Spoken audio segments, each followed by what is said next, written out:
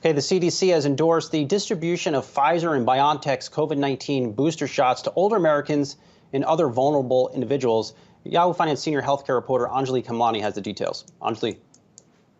That's right, Brian. So the CDC director, Dr. Rochelle Walensky, just came out today confirming the FDA's emergency use authorization of Pfizer-BioNTech's vaccine, allowing those who are 65 and older and all adults with underlying conditions, as well as those who are at risk of getting infected either through their work or institutions that they're in, such as prisons or homeless shelters, or healthcare workers and other frontline and essential workers, including teachers. And that is really at the crux, that last part is at the crux of where some debate came up yesterday at the CDC's advisory committee meeting, where some panel members felt that it was too broad a discussion for who should get a vaccine, and instead should be a little bit curtailed in the way that it was worded. Now, the direction that came down from Dr. Walensky kind of indicates what many health systems and healthcare workers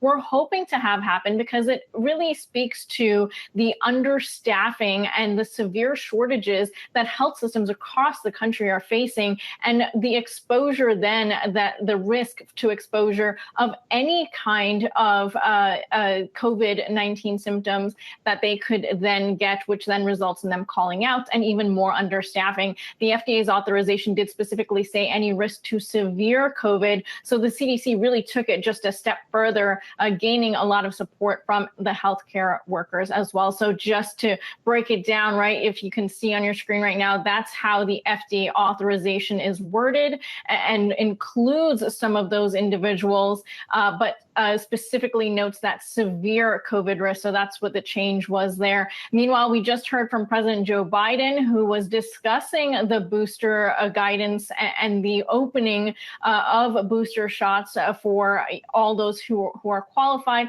and also encouraging those who are unvaccinated yet to get vaccinated. And that's a key issue still, because it's what's leading to, as we saw, the recent surges. Many of the people who were in hospitals were those who were unvaccinated, and that remains the top priority for the administration right now. Back to you guys. You know, I want to ask you, Anjalee, something kind of in the background here, and this is, you know, that we are seeing the CDC to some extent go against the FDA guidance, right, or tweak it a little bit. And that reminds me of a book that is out recently from Scott Gottlieb, former FDA commissioner, in which he's quite critical of the CDC, especially in its early handling of the coronavirus crisis and its testing protocols. We all remember that testing was sort of clunky and slow to get up and running, in part because of how the CDC was doing it. And I wonder where we are now and what this latest sort of FDA recommendation, then translated by the CDC, tells us about what the CDC and FDA have learned. Well, I would say that in some cases, there are still existing criticisms. And in recent weeks, you've seen a comparison crop up between the way that the CDC operated under the Trump administration and how it's operating currently under the Biden administration, and drawing some similarities.